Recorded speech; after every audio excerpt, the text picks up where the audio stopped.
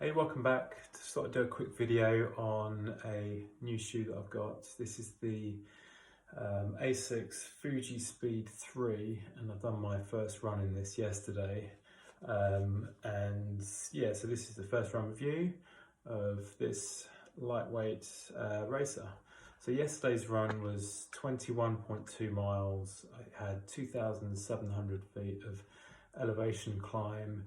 It was pretty wet out there as well, so had a mix of wet and dry land, all different terrains, sandstone, grass, roots, roads, just lots of climbing and mainly on trails. So I wanted to sort of put it through its paces to see what it was all about.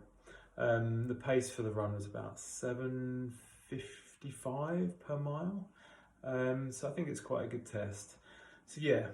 Why did I buy this shoe?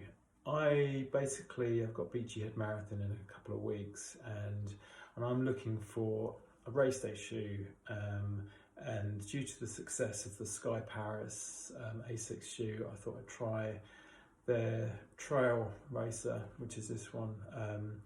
And so if we run through a few specs, the upper is quite a sort of standard sort of trainer-like material upper, and it's got some sort of overlays there with a bit of protection around the sides and also around where the big toe is, which is always nice to protect that. It's very cushioned in the heel and also in the tongue, so it's quite a warm shoe around the sort of back half of it, around the heel area. And yeah, this has got some sort of flex to it, so it's not a very technical upper, it's more like a trainer like upper, so it's not like a matrix upper or anything like that, which gives you a really tight lockdown without any flex to it. This has got a slight bit of flex to it that I've noticed, but I think some of that is due to the fact that it's so cushioned on the upper as well. So the lacing has got these sort of ridge-like laces which stay pretty much tied. On the lacing eyelets as well, you've got these sort of little bar things, which means that it slides very smoothly across that with an even pressure across the top of your foot. So what I would say is that you need to crank that right down, especially at the beginning when you buy it, to compress it and then give a good lockdown, especially laterally as well, because you want it to be stable when you're descending, and it holds your heel right the way back without any sort of heel slippage. But yeah, once it's locked down properly, it felt fine, but it is quite cushioned there, so you need to cinch it right in. It's sort of medium width shoe, I would say. So yeah, going to the sort of midsole, you've got an FF Blast Plus midsole, which is got a stack height of, I think it's 24 down to 19, with a carbon plate in it full length, so it's quite a snappy shoe. I mean, that's what it's intended for, is for racing. So it does feel, you do feel it, that propulsion up when you're going up the hills. It sort of helps sort of propel you up, and also on the flat and on a good solid surface, you can definitely feel that plate kicking in with the foam. So yeah, FF Blast Plus, it's not the most bouncy foam they've done, but it's enough to give good cushioning, but with that plate it really helped a little bit. Then we go down to the outsole. We're looking at about 4mm lugs, which are these sort of little ninja style lugs with cutouts as well, just to save weight, a little bit like the Viper Light base. So yeah, it's quite, I had no problems with slippage at all. I mean, unless it was really deep mud, but generally that's not designed for that. So yeah, I was really impressed with it. It's quite sticky rubber as well.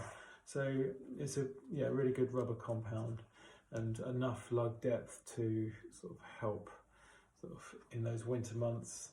What else about the shoe? Yeah, I did notice that it is very cushioned considering the stack height. It almost feels more than that stack height.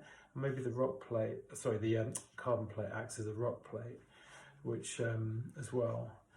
But it's a really comfy shoe. I think to improve it, I would probably think about trying to strip the upper back even more to save on weight, because at the moment it's 250 grams per shoe in the UK 8.5, and I think that could be taken down nearer to like 240 or 235 if you didn't have as much padding around the top here, and then also maybe look at using like a matrix upper or something to give a really nice tight lockdown without any sort of flex to it.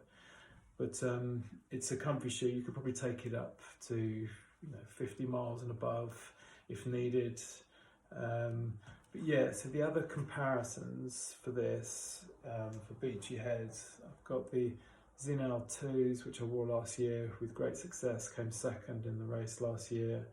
And these, as new, have a 5mm lugs and are way lighter. These are 215 grams. No plate in it.